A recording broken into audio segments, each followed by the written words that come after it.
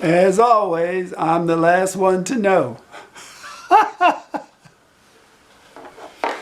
Back in the 1990s, about 1995 or 97 or so, there was a comet that came across the sky. And every night for weeks, if not months, you could see this huge comet in the sky.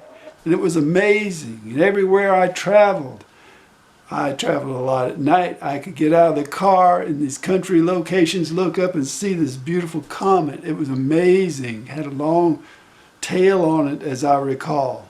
It was big. You couldn't miss it. So one day this lasted like the whole summer. And I was visiting my mother, and we were having a conversation about the comet.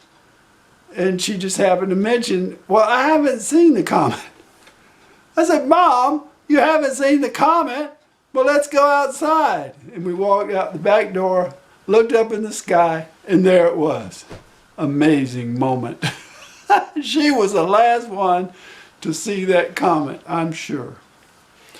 And I'm the last one to find out about this illness that is suddenly just rocking the whole world, it seems.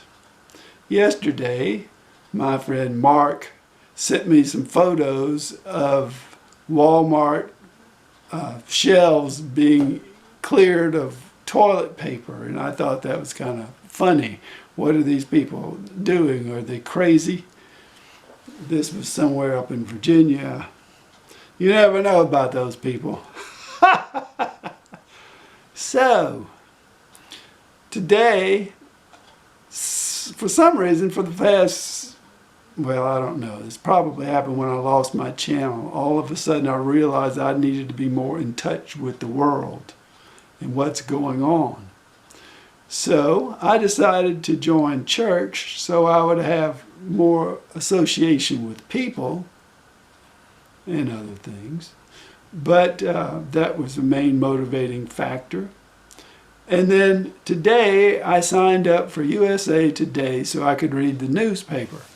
I can't stand seeing ads. I don't watch television because I can't stand seeing the ads, and that's why I don't read newspapers. But for $4.99, you can buy USA Today and read the newspaper without ads, and that's what I did.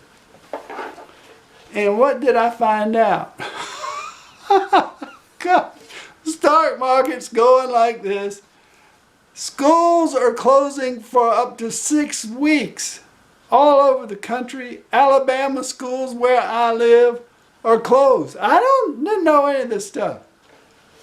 So I'm the last person to learn about this illness. Ginger has been telling me about it, but she is prone to exaggeration on this type of thing, I think, but not this time.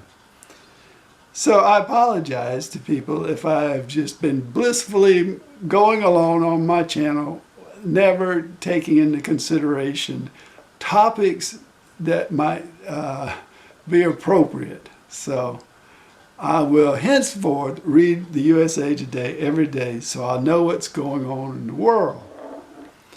So what to do about this virus?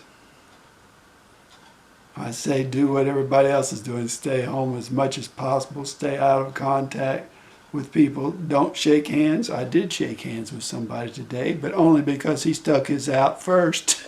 A couple of days ago, I shook hands with a fella, and then as he was leaving, he said, I would shake your hand, but you know about this illness and all. I said, but we already shook hands.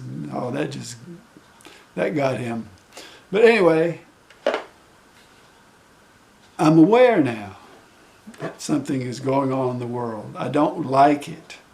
Back in the 1960s, there was a term called future shock, and people would go a little bit crazy because of the tremendous changes that were going on in the country at the time. And if you think about Leave It the Beaver in the 1950s, And then you think of the Beatles and then what became of them and all the craziness, Woodstock and stuff like that. In the 1960s, it was a truly hectic time. And that's kind of what I feel I'm suffering from right now, a little future shock. But it will pass. I'm hoping it will pass like the swine flu thing did way back again in the 60s. That's the first time I heard about these kinds of epidemics. Of course, there was an illness that came across the planet about 1919 and carried away millions and millions of people.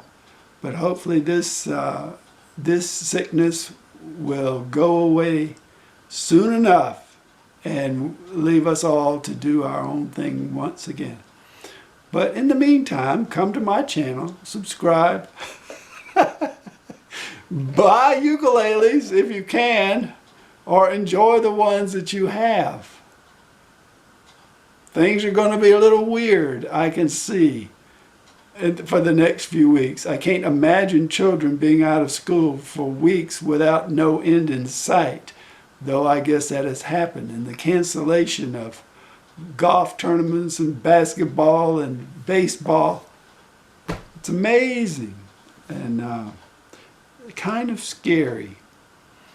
But we'll get through this, and we will, as the wonderful saying goes, and this is really a really nice saying to have in times of trouble and sadness, this too shall pass, and it always does.